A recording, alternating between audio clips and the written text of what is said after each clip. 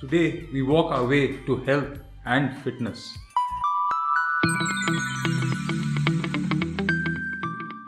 Walking is free, it is enjoyable and fun. Anyone can do it at any time and anywhere. Some people even get into a meditative state when they are walking. For me personally, that is the time of day when I get most creative while I walk. The benefits of walking are both mental and physical.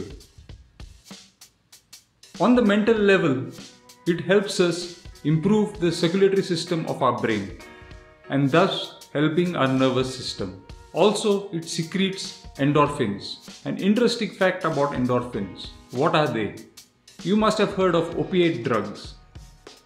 Endorphins are nothing but our naturally produced opiate drug. Walk and you will get it for free. On the physical level, we all know it helps us to burn more calories and thus lose weight. Besides that, think of your body like a machine. If you do not use your machine for a long time, the parts get rusted, right?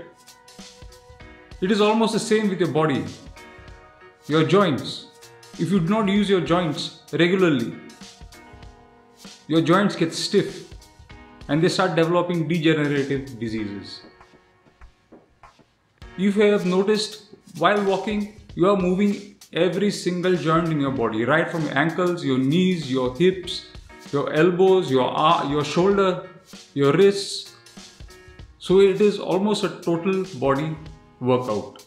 The reason I personally like walking is because anyone can do it. Some can walk more than the others, some can walk lesser. But there is always a starting point for everybody. Is running better than walking? Yes, in terms of burning calories, it is. If you run for half an hour, you will burn more calories than walking for half an hour. But I cannot ask everybody to run for half an hour. But almost everyone can walk for half an hour. Walking as an exercise comes naturally to us. It is a low impact exercise and there is hardly any recovery time required. People already in a regular workout schedule will understand. After they have their workout, they will have to take some time to rest and recover. If you put walking in between, it hardly impacts your recovery time. So how much should you walk? Well, I've got a certain figure in my mind which I ask people to track on the activity trackers. See, the activity trackers today are quite cheap. So if the technology is there, we should utilize it. When somebody is below 7,000 steps a day at an average, I say they are sedentary people.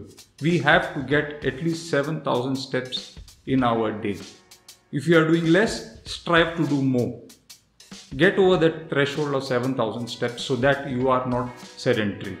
What about walking on a treadmill? See, I do not like walking on a treadmill simply because over time it causes imbalances in your knees. If you notice the working of a treadmill, you will understand that when you take your first step forward, you are mostly using the muscles, your quadriceps on the front of your leg. While the second motion, while walking, is pulling your foot back.